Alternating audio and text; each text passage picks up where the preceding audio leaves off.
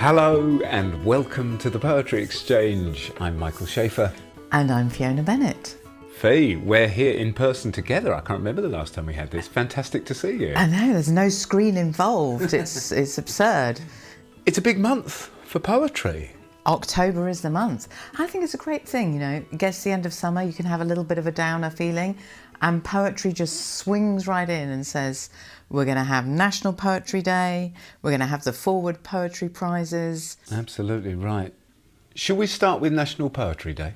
Indeed. Thursday the 5th of October, National Poetry Day in the UK. And there's a theme every year. Mm-hmm. And the theme this year is refuge. And thinking about that theme of refuge, Fee, you've selected a poem for our bonus poem reading, which comes at the end of the episode. And I just wanted to say it is a really, really special reading this month from Kieran Hines, who was kind enough to take part in our In the Company of Poems live event about 18 months ago. So I just wanted to encourage people to stay for that at the end. So also Forward Poetry Prize. Yes. I think it's 4 or 5 prizes. Bernardine Evaristo, Chair of the Judges this year, I believe. And the event where winners will be announced is 16th of October. There's lots of fantastic information on the Forward Poetry Prizes website about the poets who are shortlisted and their collections. And as we know with prizes, all those on the shortlist will be worth exploring and reading and finding out more about. So don't delay. Is there anyone on there that's caught your eye, Fee? I think it's on the best first collection. Sophia Kamaria Kinshasa has written a collection called Cane, Corn and Gully. And I heard a great podcast with her talking about her writing practice and about that book. And I think it's pretty extraordinary what she's up to there. So I think people should check that one out. Great. She sounds interesting. Yeah, she's doing some really interesting things about exploring dance, notation and the body and how she wants to express particular narratives through that combination of form. Oh, wow. Yeah, it's very clever stuff. Shall we move on to our episode, Fee? I think that's a great idea. So this is one, again, that doesn't feature either you or I in the conversation. You're going to be hearing Andrea and Al talking about Timothy Winters by Charles Causley, the poem that's been a friend to Tim.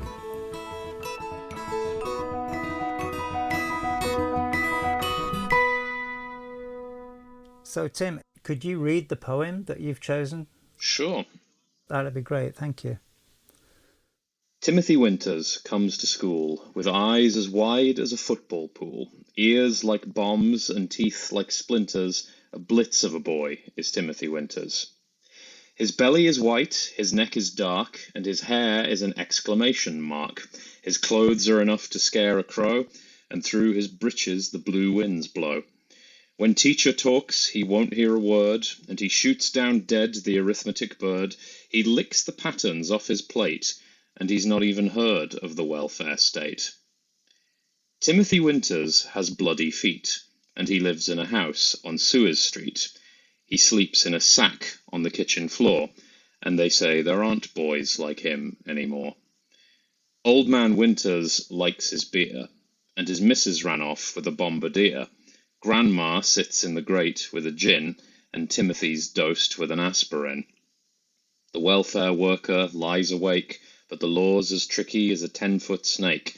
So Timothy Winters drinks his cup and slowly goes on growing up. At morning prayers, the master helves for children less fortunate than ourselves, and the loudest response in the room is when Timothy Winters roars, "Amen!"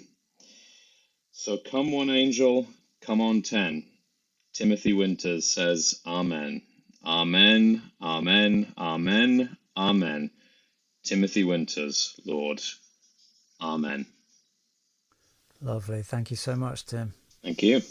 Great reading too. Yeah. Thank you very much. It's easy to do, I should say, with a poem that is as well put together and as well constructed as this one. It's a really interesting poem. I'm curious when you first met this friend. Very shortly after my family first moved to the UK, I should say. I wasn't born here, I was born in the Republic of Ireland. And when I was 7 or 8 years old, my family moved here. And not long after that, because I remember it was in primary school assembly, my then English teacher got up in front of all of us and read this poem. And I remember it very distinctly because there was no embellishment, there was no commentary, there was no talking around it. It was just Timothy Winters by Charles Causley.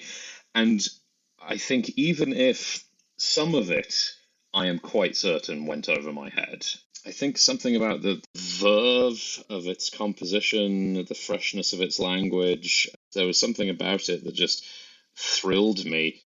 I think I got an inkling even at that age that there was in this ostensibly what starts out as, I think, quite a humorous poem potentially, that there was something dark and menacing hovering over it. And it just intrigued me. So yeah, having first encountered it when I was very young, it's just kept resurfacing at various points in my life from that point on. Tim, you have reminded me that I first heard this poem at primary school too. Really? Did you? It was read to us, and like you, Tim, I had exactly the same reaction. I didn't understand it, but I was just excited by the language and the rhythm. Oh, that's fabulous. I'm glad to hear it. I know very little about Charles Causley's body of work, but I do know that this and other poems were written very much with children in mind. But also, what I find so fascinating about it is that the poem also grew with me. It's kind of perfect as a way to introduce a young audience to what poetry can do for you, and then can keep doing for you throughout your life as you keep returning to it. Do you know, I think you are the first guest who has known their friend since primary school. Really? And I think that's amazing that it stayed with you too. And I think you're right. There's this clever sort of song-like quality that would appeal to children. And obviously it's about a child, and yet it's about so much more. So as a child, what appealed to you most about the poem? I mean, first and foremost, I think the thing that got my attention was its memorability. The use of rhyme was something that it was very easy for me to get excited about. I didn't know this at the time. I didn't find out until I was quite a lot older that I was on the autism spectrum. But one of the ways in which that seems to manifest for me is I echo quite a lot of what I hear. I have a tendency to repeat certain words and phrases and quite a lot of other things to myself over and over again, as much for comfort as anything else. And so finding this poem that could stick in my head, and just the vividness, to me at least, and I think that still survives years later, of a lot of the descriptions. His belly is white, his neck is dark, his hair is an exclamation mark. It's something that I've come to admire even more as I get older. There is quite a lot to be said for just the masterfulness of putting rhymes together like this and making it look easy. Absolutely fascinating, because you're right. It's the visual and the auditory sort of combined. I mean, even that his hair is an exclamation mark. I mean, that is just a brilliant line. And you'll never forget that. You can just see the boy now, and it's incredible. It's fabulous. And it's done so pithily as well. The economy of it. I remember the line, "a blitz of a boy." Yeah. Before I even knew what the blitz was, I had an idea that there was something chaotic and explosive contained in that. So much in that one word, blitz. Yeah. And like I said, when I first encountered this poem, I did not know what that meant. But knowing as I do now that that poem was also written when the actual capital B blitz was a pretty recent memory for Causley and for his audience, and the establishment of the welfare state, which also features in the poem, you look back at that and you think the choice of that word seems like something that is designed to signal covertly to the adults reading it that this is a poem in which something quite sinister is at work in the background. I think that even as a child, by the time you know that Timothy Winters has bloody feet, you know that there is something fundamentally not right about this, and that this child isn't just a threadbare child who looks kind of funny. This child is actually suffering. It works quite an effective sucker punch in that regard, I should say. It sort of catches you off guard. The stanza, "Old Man Winters likes his beer and his missus ran off with a bombardier," is almost comic. And then "Grandma sits in the grate with a gin and Timothy's dose with an aspirin" is terrible. And yet, if I wanted to illustrate perfectly how to communicate in the most understated way possible that this child is living in a single-parent household with an alcoholic and possibly abusive parent, Old Man Winters likes his beer. An adult reading that immediately can tell, in light of everything that we now know about this boy, that's what the home life is like. It just dismantles any defenses that you might have against not caring. And it does so in a way that I think is even more haunting for how unobtrusive a lot of it is.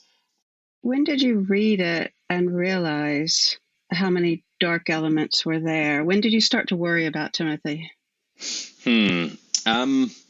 I think returning to it probably when I was in my early to mid-teens, I was beginning to put together more and more that this poem was gesturing to something that was wrong, not just with this boy, but with a whole other world of boys who have to live like this in one way or another. What is so clever about this is it reaches the adult and reaches the child even through child's eyes. That is a clever poem and an intelligent poem. Extremely, extremely so. I think it's interesting that there are not very many adults present in this poem except as background characters, but that one of them is the welfare worker, capital W, both cases, who one gets the impression even from those two lines, a kind of emotional background of somebody who is trying their best, but who is just worn out by negotiating with the complications of this system. The welfare worker lies awake, but the law's as tricky as a 10-foot snake. It's not sentimental about the idea that there is going to be someone who rides in on a white horse and fixes everything.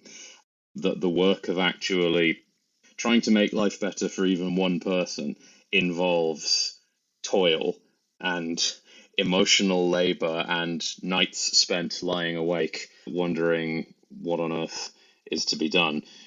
It occurs to me that there is something of a religious colouring to some of the kind of background images of the poem. Not in the least, it ends with a prayer explicitly to God about not to do anything in particular, but just acknowledging Timothy Winters, Lord, Amen. And while I was reading it in preparation for this, I was brought back to a line, I forget which gospel it's from, but one that sticks with me even in sort of my post-religious days, where Christ at some point says to his followers something like, the poor will always be with you, which I took real issue with when I was a teenager as being not ambitious enough, that if we all just put our shoulders to the wheel, then there might come a point when the poor are not with us any longer, and that's what we should all be working towards. I think I have, even as I am not a believer, I have come to understand that line more to mean there will always be spurs to your compassion. There will always be people who are in need of your help. And I think that this poem works on a very similar kind of emotional register. It is not hopelessness at the idea that there will always be people like Timothy Winters. It is an acknowledgement that while there are such people in the world as Timothy Winters, then here is where we are, and that is where our empathy must lie, and that is what we must turn our attention to. I mean, Causley seems to be saying let's not rest on our laurels and congratulate ourselves at having created the welfare state. It's sort of saying, look, there's still people slipping through the net. Exactly. And the line, they say there aren't boys like him anymore. Indeed. That smug attitude of, yeah, obviously there's one or two little pockets of horror and agony here and there, but we'll deal with that. That attitude is, I think, in that one line, expertly dismembered. They say there aren't boys like him anymore. Well, tell that to Timothy Winters. Does it inspire you even now to make that change? And if so, in what way? I mean, it inspires and hangs somewhere in front of me as a thing that I'm always working towards. I decided that what I needed to do was to work in the law. What I've come to appreciate, and what this poem also, I think, highlights, is that this is not the kind of thing that any one person is going to come in and fix. I think that what the poem reminds me to do is to do your bit, whatever that might be. The little corner in which you have to work matters. If I get the result that I want to get for one of the people who I am representing, then it doesn't fix everything overnight, but it makes a hell of a lot of difference to that one person. And working in concert with other people who have the same objective is also a part of being able to go to your own part in it with some hope in your heart and some fresh resolve. I find it very inspiring what you're saying too, just coming up with those ideas of how a team of people can make the change. It's a thing that is on my mind in my working life. And yeah, the spectre of complacency is always there. And even in the poem, where even at the moment where the master is reminding people to remain aware of the plight of children less fortunate than ourselves, right there in the room with him is Timothy Winters. Tim, you say this poem has had resonance for you at different stages in your life. How does it resonate with you now, and what sort of friend would you say this poem is to you now?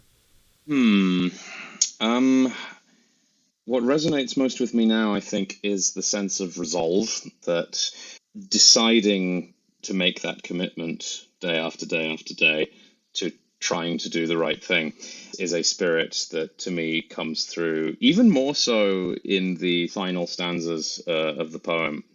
This friend probably goes to church, even though I don't, but we volunteer at the same places, and so whenever I meet him, he always asks how I'm doing, and it's the kind of friend who just holds you up, somebody who strengthens you and reminds you to keep going, even as dark as it can sometimes get.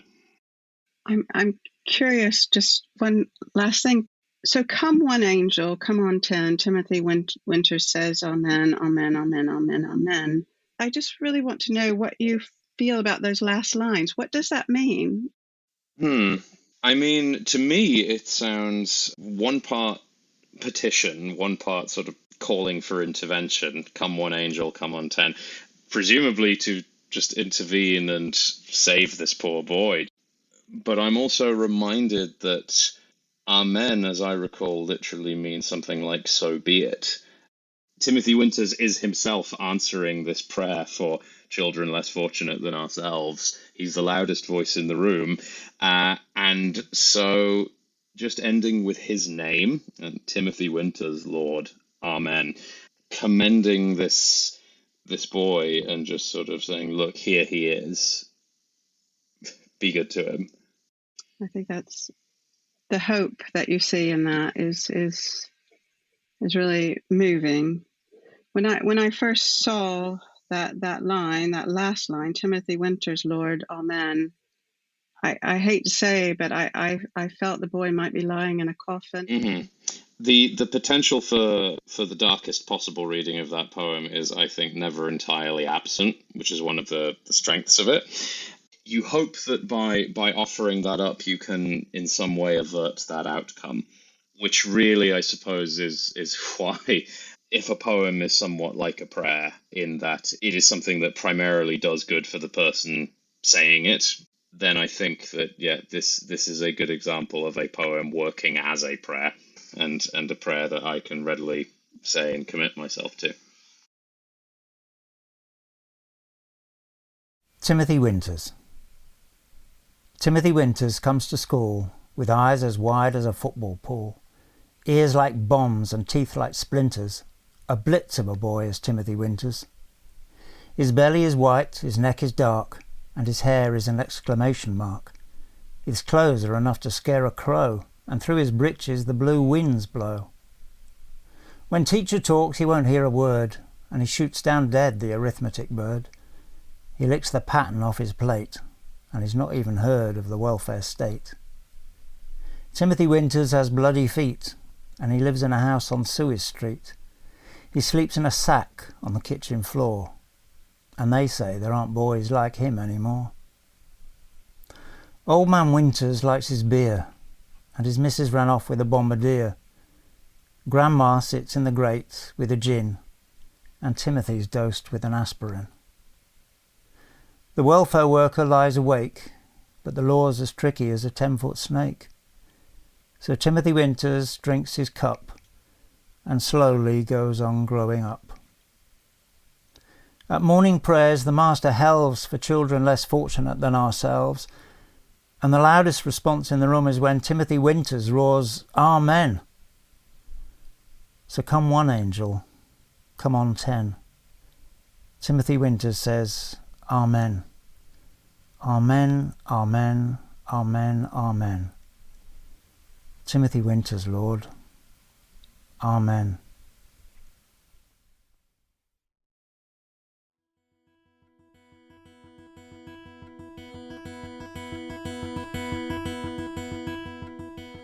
That was Al with the gift reading at the end there. Of course, our enormous thanks to Tim for allowing us to use that beautiful conversation, and to David Hyam for allowing us to use that incredible poem.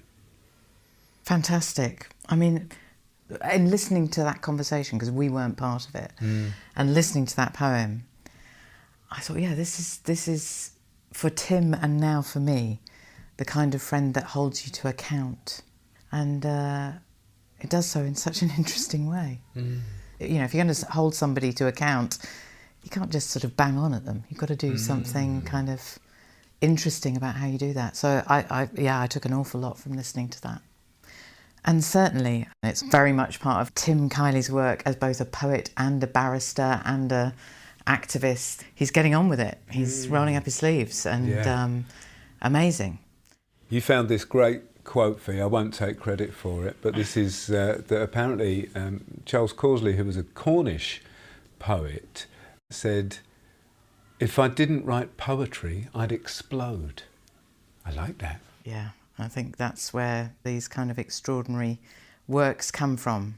And Tim, brilliantly, has just released his latest collection, which is called Plaque for the Unknown Socialist. And that's coming out with Backroom Poetry. That's out now? It is indeed. Oh, great. We'll put a link on the description. So in this month of poetry-filled news, we have one more piece of news that we wanted to let you know about, which is that if you go to our website, thepoetryexchange.co.uk, you will be able to navigate to the nominate page. And we've revamped that just to make it more user-friendly. And we'd love to hear from you if you have a poem that's been a friend to you. We recognise that we haven't got the time or the resources to be able to have a full-length conversation with everyone, but we'd be really, really interested to hear from you about the poem that's been a friend to you. And also, in the newly revamped page, enjoy looking at some headlines from other people. And who knows, yours might appear there next. So Michael, we will, as we've started to do, leave everybody with our bonus poem. And in the National Poetry Day theme of refuge, the reading that came to mind was the phenomenal reading that we had. Part of our In the Company of Poems live online reading event with the phenomenal Kieran Hines as one of our readers. We will be doing another In the Company of Poems in the winter coming up. So hopefully by us sharing this reading now, you'll also get a taste of how brilliant it can be to listen to poems at that event. It's a poem by Yeats, and we'll leave you with Kieran Hines. he wishes for the cloths of heaven. Had I the heavens' embroidered cloths, enwrought with golden and silver light, the blue and the dim and the dark cloths of night and light and the half-light, I would spread the cloths under your feet. But I, being poor, have only my dreams. I have spread my dreams under your feet. Tread softly, because you tread on my dreams. That's about all we've got time for this month. We'll be back with you next month with more Poems as Friends. Until then, thank you for listening.